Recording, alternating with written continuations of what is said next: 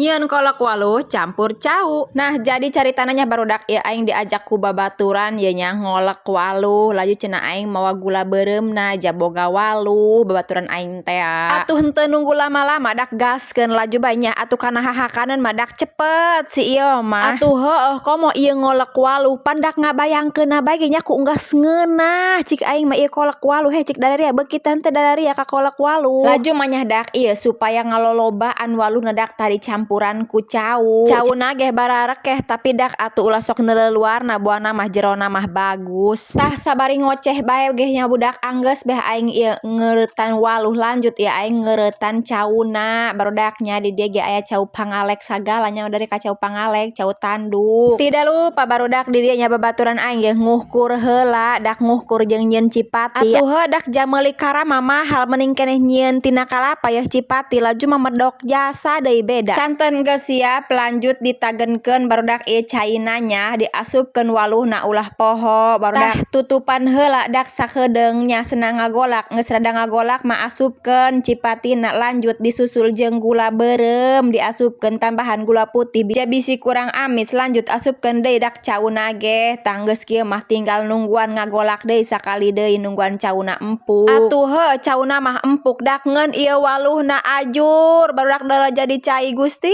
heueuh.